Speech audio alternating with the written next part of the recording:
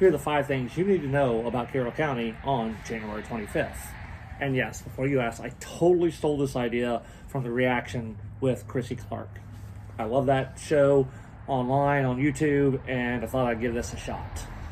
First, we're going to talk about there's not going to be any snow. So why am I sitting outside? I don't know. It's cold out here. I was hoping to give you some cool snow background. Doesn't look like there's going to be any snow today. Very disappointed about that. Well, not really, because I now don't have to pull out my snowblower and do stuff with it. But so just no snow January 25th. Next, the State Department of Education released the MCAT results, the state testing scores.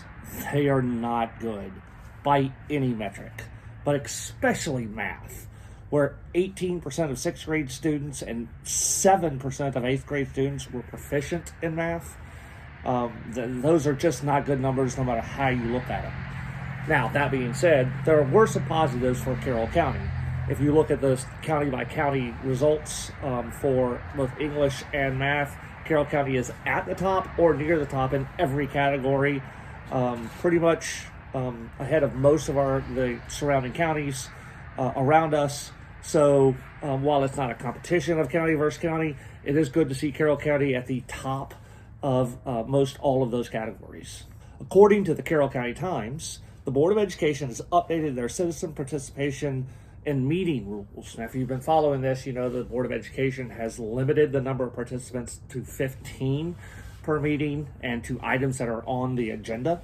It looks like they have expanded that, and if the board president sees that there's more than 15, has the option to allow more than 15 speakers in any meeting. So look, there's good and bad in all of this, right? You have to understand the Board of Education doesn't want every meeting going until 2 o'clock in the morning, so you can understand them wanting to limit the number of speakers. On the other hand, this is bad in that they are limiting the number of speakers, taking away the opportunity for residents in this county to address them in a public meeting. I think the most interesting thing of this is this was in the Carroll County Times, and it's not under news and announcements on the Carroll County Public Schools System's website, under news and announcements or under the Board of Education. That seems odd. So if you don't have a subscription to the Carroll County Times, you may not know about this. Just something to keep in mind. I hope they fix this soon and get that information out to all the residents, whether you have a subscription to the Carroll County Times or not. Next, the Maryland Muckraker has an article they recently published about potential Parent Bill of Rights legislation going forward from Senator Reedy. I'm not sure how far this legislation will go. Look, he's a Republican in a very, very blue state with a blue governor now. But look, it's a good read. Go check it out. And finally, new website, Inform Carroll, has a recent article outlining the fact that the Board of Commissioners here in Carroll County, 4 of them being new, 1 of them being returning, has not chosen a president yet. Honestly, I didn't know this.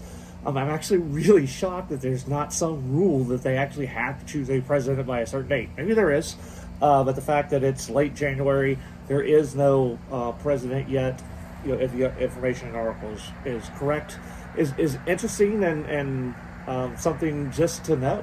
I can promise you that the next time I talk with any of the 5 commissioners, that's going to be question number 1 on my mind, is why hasn't a new president been chosen, and when will that happen?